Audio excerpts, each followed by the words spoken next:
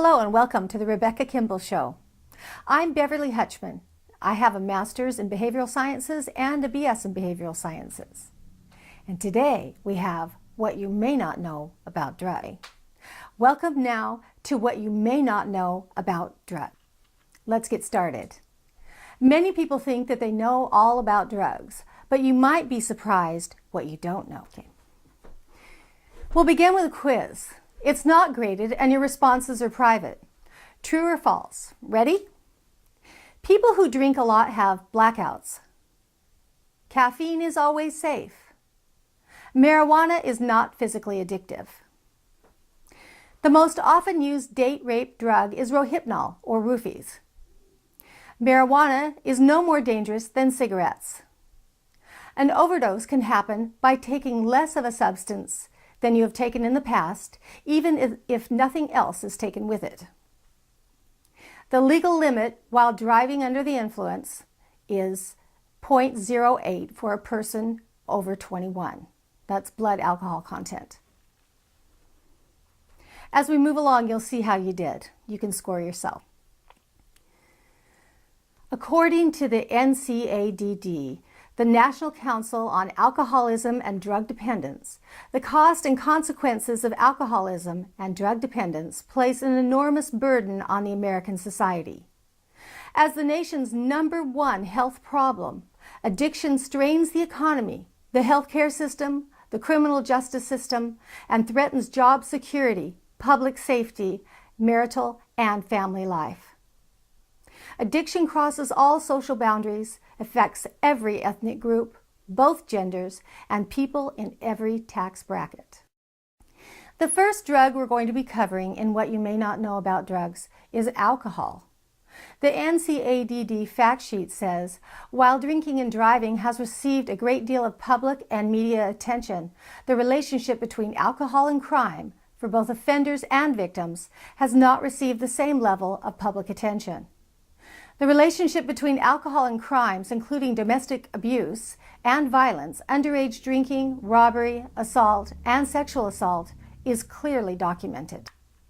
Federal research shows that for the 40% of convicted murderers being held in either jail or state prison, alcohol use was a factor in the homicide. Fact: alcohol is a factor in 40% of all violent crimes today.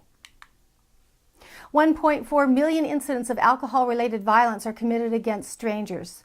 70% of alcohol-related incidents of violence occur in the home, with the greatest frequency at 11 p.m. 20% of these incidents involve the use of a weapon other than hands, fists, or feet. People get killed. Alcohol and crime go hand in hand. Alcohol is the most commonly used addictive substance in the U.S. 17.6 million people, 1 in every 12 adults, suffer from alcohol abuse or dependence, along with several million more who engage in risky drinking patterns that could lead to alcohol problems.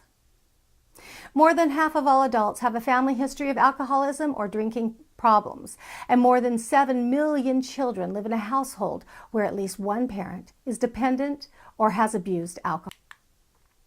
Marijuana. It is unclear if anyone has definitively died from marijuana use. But we do know that you can become impaired and bad things can happen because when people use marijuana, they space out. It has its medical uses. It is good for things like OCD, pain relief, and for people who have trouble eating when they feel nauseous. It is classified as a hallucinogen. And the hallucinogen properties in marijuana aren't so much what you might find in LSD or mushrooms. It's more taste buds, the way things taste, as evidenced by the side effect called the munchies, where people think that everything just tastes great and they eat all kinds of weird stuff. The danger with marijuana is the hallucinogenic properties of it. Because it is a hallucinogen, first-time users, if they have in their biology that they might have psychosis as an adult, they can be triggered the first time they become high. Not necessarily the first time they use marijuana, but the first time they actually become high, it can trigger the psychosis in their body. Now, when a person becomes schizophrenic, and it happens naturally. It's usually a gradual process where in their 20s they start to have effects, or their late teens, and then it gradually becomes worse as they grow older. With drugs today, they can be medicated and the effects are stopped with the antipsychotic medications, and the psychosis does not continue to worsen unless the person goes off of the medication, and then the psychosis continues to get worse until they go back on their medication, at which time, again, the psychosis progression stops and won't continue to get worse again until they go off their medication again. However, when a person takes a hallucinogen who is prone to psychosis because of genetics, and it is triggered by the use of the hallucinogen, instead of it progressing slowly over time and being able to be controlled, the progression being able to be controlled with medications, it goes all the way. These people are now in a living nightmare. They will be on medications for the rest of their life, and if they go off, it is the worst case scenario. It's very dangerous. So if you're one of those who think it might be cool to get someone high for the first time, think again. Many people who have gotten people high for the first time and seen them become psychotic think they're pretending or they're making it up. This is no joke, and it's more common than you think. Addiction is defined as being a specific abnormality of the brain's reward system, producing repetitive use despite negative consequences. This is from the DSM-5. Addictive disease, cravings, and withdrawal. The DSM-5 diagnostic criteria for cannabis withdrawal, which the APA says is caused by a cessation of cannabis use that has been heavily used and prolonged, results in clinically significant distress or impairment in social, occupational, or other important areas of functioning. And it is characterized by at least 3 of these: irritability, anger or aggression, nervousness or anxiety, sleep difficulties, insomnia, decreased appetite or weight loss, restlessness, depressed mood, stomach pain, shakiness or tremors, sweating, fever, chills, and headache. Does this sound addictive to you? You decide. As with most drug use, people who have a good experience in the beginning will keep using and trying it to get back how it felt when they first started. Cannabis use carries with it warm, fuzzy feelings in the beginning, a lot of laughter, and relief from intrusive thoughts. But then the munchies set in. People eat, and then they get tired. People who use this drug may not get much done or become reclusive unless they are with other people who are doing it with them. Tobacco. Everybody knows that tobacco is addictive and a carcinogen. It can make you feel up or down. It's really an amazing drug because it can give you more of an up feeling and more energy when you're feeling tired, but it can also help you calm down and go to sleep when you're feeling agitated or restless. Amazing, right? And that is by how much intake is used. So a person can smoke a lot and get tired, or a little bit and be up. It helps with toothaches. Even in the field today, our U.S. Marines are told that if they have a toothache, to take tobacco and stuff it into the cavity and it'll stop the pain. And it also works on skin rashes. According to the Journal of the American Medical Association, those that suffer from mental disorders such as ADHD and ADD, schizophrenia, and other disorders may experience positive effects from smoking. Apparently, doses of nicotine have a short-term normalization effect on the EEG, which is the electrical activity in the brain. Now, I'm not saying everybody should go out and smoke. I'm just saying that tobacco does have some good uses and some positive effects. Caffeine. Studies show that even 2 or 3 cups of coffee will have a withdrawal effect, which makes you tired. That's right. So you're going to feel up for a while, but when you start coming down, you're going to be tired. It'll make you more tired than you were before. Some people experience headache with withdrawal. Caffeine can cause psychotic breaks when consumed by very tired people in large quantities, which is interesting because that's when people seem to do it. Oh, I have to drive all night, so I'm going to drink a ton of coffee. Very dangerous stuff, because that's when you're most likely to experience panic and start having a psychotic break from caffeine. Yes, it can happen. It's temporary though. When the caffeine wears off, you're no longer psychotic. Dissociative drugs. Dissociative drugs give you the feeling of being separate from the body, and they include impaired motor function.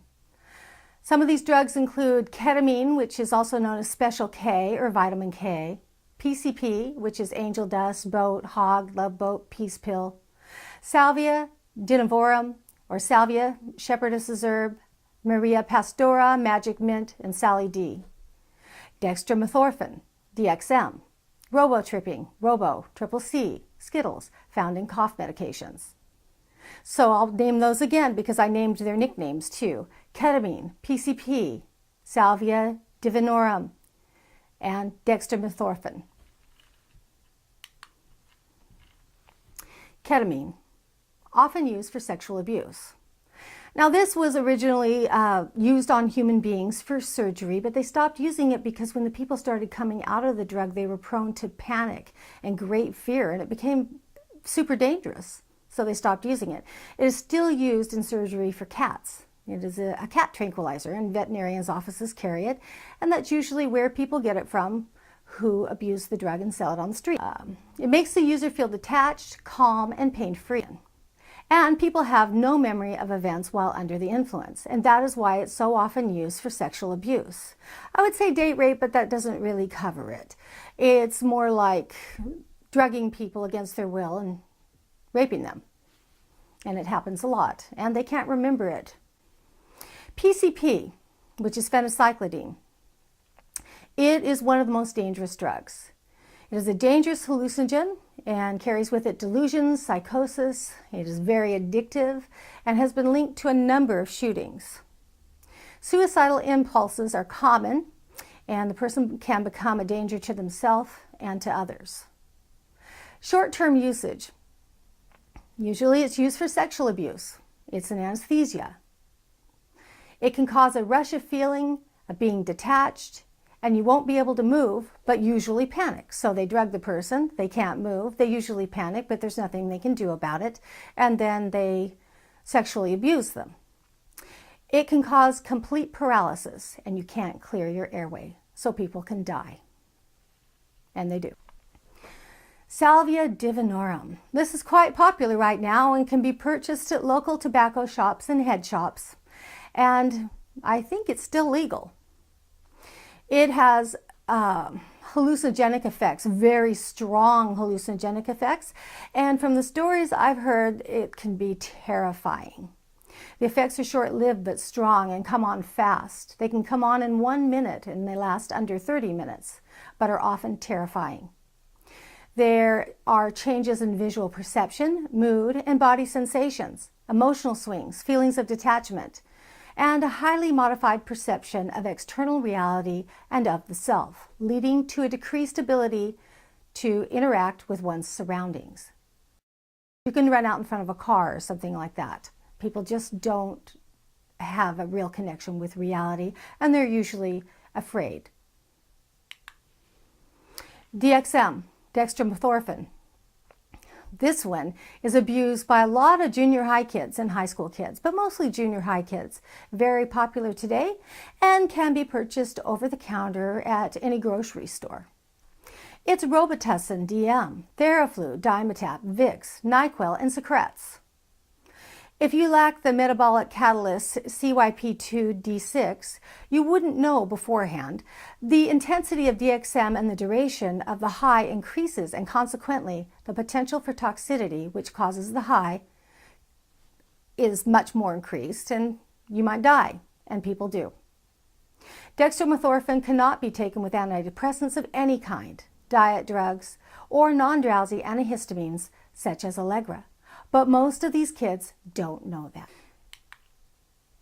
It's as easy as opening the cupboard and getting out the cold medicine. The kids have a feeling of euphoria and dizziness and detachment, and it seems fun, kind of like spinning in circles. Now we'll move on to hallucinogens. LSD, mescaline, peyote, and psilocybin. LSD is often known as blotter, microdot, cubes, blue heaven, and window pane. Mescaline is basically peyote buttons. They sometimes just call it peyote or buttons or cactus, but it's very rare nowadays. And psilocybin, which is mushrooms or shrooms or magic mushrooms or liberty caps. There are other kinds of magic mushrooms and psilocybin mushrooms. LSD, also known as acid, is most commonly found in the form of blotter today. It's an LSD-soaked piece of paper. Today's acid averages 20 to 80 micrograms, contrasted to 150 to 250 microgram doses common in the 60s. So today's acid actually is a lot less strong than what was found in the 60s. An average acid trip starts 30 to 90 minutes after ingestion and lasts 6 to 9 hours. The effects of LSD include visual, auditory, and tactile sensations which can cross over, in which sounds can appear as colors or smells as touch, called synesthesia. During a trip's peak, perceptions and thoughts can make reality into dream states. Other common effects include quick mood swings, being easily distracted, depersonalization, and distortions in body image. The crash period can last for days after the high. Bad trips include panic. The most common negative reaction to LSD, panic, usually centers on a fear of dying or going crazy. Psychosis, serious breaks with reality. Psychotic episodes usually include hallucinations and delusions. LSD-fueled psychotic episodes are like bad trips that don't end when the drug wears off. Such reactions may be linked to the unmasking of pre-existing problems and may require professional intervention. As I spoke of before, hallucinogens can trigger psychosis that was already within someone's DNA. Flashbacks also come with LSD, and they most often happen a few days or weeks after ingestion. Flashbacks usually consist of fear and panic. Although acid flashbacks, like other anxiety reactions, seldom last longer than 90 minutes, they can seem unendurable, since they tend to focus on an unpleasant aspect of bad trips. Today, mescaline is rare and peyote buttons are hardly ever seen, but they've come out with synthetic mescaline called HCI. While the use of synthetic mescaline is spreading, it is very unlikely to actually be HCI because that has not been found since the 70s. So they made HCI and now they've moved on to more synthetic versions of mescaline. 2C1 is an analog of mescaline in the 2CX series. There are a series of these things and they are super dangerous. MDMA can be cut with this. That's ecstasy. Psilocybin, which is mushrooms, that's the poison found in mushrooms, which makes you hallucinate. Its effects vary from person to person. The effects vary from mushroom to mushroom, and it is impossible to measure the dosage. Also, because it is a hallucinogen, again, psychosis can be triggered permanently. The psychological effects of psilocybin are a heightened idea of awareness, intense emotions, enhanced senses such as bright colors and tactile perception, time distortion, a feeling of spirits and mystical experiences, the loss of self, merging with objects, ecstasy, co-enlightenment, and near-death experience. Also, psychotic. The physical effects, as with LSD, the pupils dilate, people tend to feel cold, sweat, and urinate frequently. Also, nausea. That's one that always comes with mescaline or peyote, and also its synthetic cousins. Most likely you will vomit before you experience the high. Poison. It is easy to mistake mushrooms for poisonous lookalikes, so a lot of people poison themselves because they want to get high and accidentally take the wrong mushroom. Also, you have the flashbacks like you do with LSD, which tend to center on the negative aspects of the high. Today there's a new trend. It's called hippie flipping. It is a combination of MDMA, which is ecstasy, and artificially synthesized psilocybin, and is quickly becoming a popular new designer drug. It's very popular today among students to use prescription drugs which are used for ADD or ADHD in order to stay awake or cram for tests. Unfortunately for them, buying these drugs on the street is illegal, and studies prove that unless a person actually has ADD or ADHD, they actually get lower grades on their tests and assignments. Stimulants. Commonly misused ADD or ADHD drugs are Adderall, methylphenidate, and Ritalin. These drugs are stimulants and often proven effective for people who actually have ADD or ADHD. Recent studies, however, are showing that the drugs may make those who take it more prone to heart disease.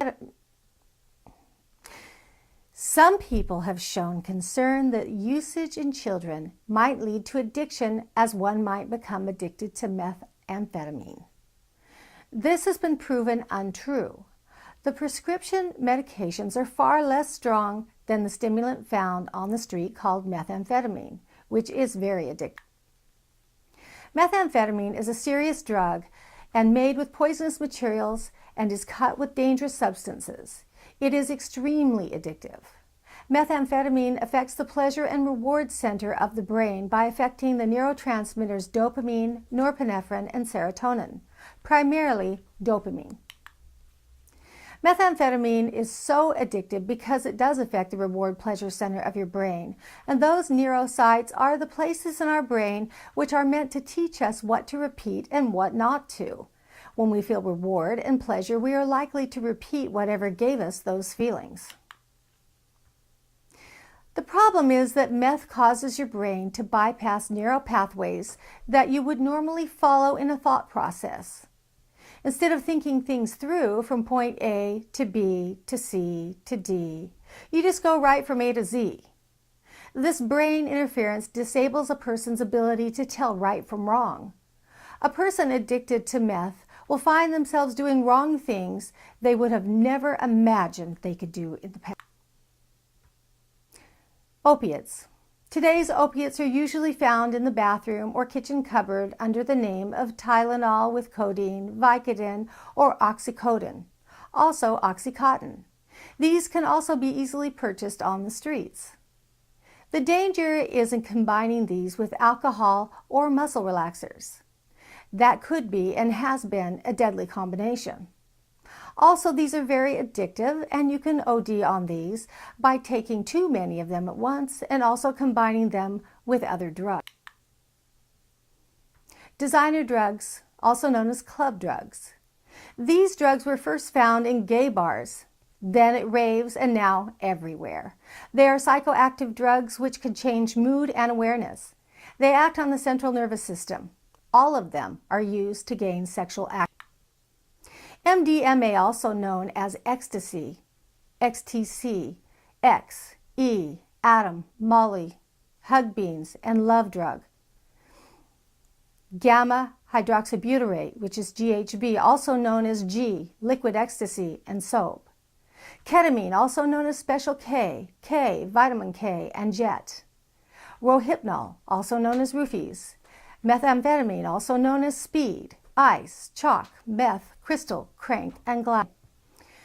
Lysergic acid diethylamide, LSD, also known as acid, blotter, and dots, and bath salts. These are your club drugs or your designer drugs. Some of them we've already talked about. The 2CX family is an evolution of HCI and a synthetic mescaline. It leads to zombie attacks with intense hallucinations and tendencies toward extreme violence. This is the basis of the new drug bath salts. So it's not just a synthetic mescaline, it is also often mixed with methamphetamine. So it leads to intense hallucinations and tendencies toward extreme violence toward the user and others. Very high suicidal tendencies in the users are found, and also extreme violence. It is more potent and addictive than methamphetamine. The name was used to market the product as innocuous in head shops and at gas stations. About 2 years in Florida, police had to shoot a man on bath salts because he attacked a homeless man and was literally eating his face. It is marketed online as Purple Wave, Zoom, and Cloud9, among other names. This makes it easy to sell and less detectable as the dangerous drug that it is. It contains methadone, also called MDPV. MDMA, or ecstasy, can be deadly when a person takes it who is on antidepressants.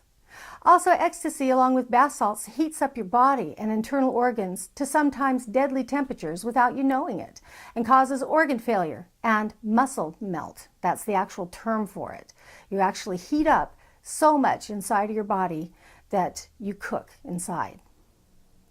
Rohypnol and GHB, also called Liquid X, are often slipped into drinks.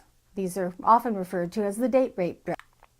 Rohypnol can be powdered and put into drinks. It is odorless, colorless, and tasteless. GHB is more often used today. It is also a powder put into drinks, but it has a slightly salty taste. Still hard to detect, but is often put into drinks that have a lot of flavor, such as Mountain Dew. Synthetic marijuanas have become very popular. It's often referred to as spice or incense and comes in a ton of different brands. A lot of these synthetic drugs can be found online easily and bought from different countries. The spice and incense have become illegal in most states in the United States, but not all. And as I said before, they are much stronger than marijuana. Many people have been hospitalized after taking spice and using spice. It can cause you to become violently ill. You're important. Remember to take care of yourself and think of what's best for you. And just because something seems safe at the time or someone says it's not that bad, don't take their word for it. Really think it through and give it some time. Take care of you.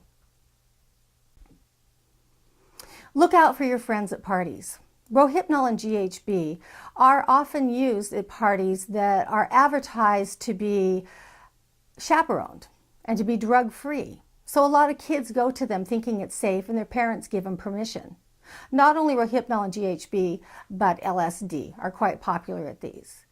So please keep an eye out for your friends and remember that there's safety in numbers. Remember the buddy system and don't let your friend go home with someone they just met. And watch out if all of a sudden they're acting very high or intoxicated when they've hardly had anything that could make them intoxicated. And this goes for people that aren't just teenagers, adults too. It's happening quite frequently. Stay safe, and now you know more about drugs.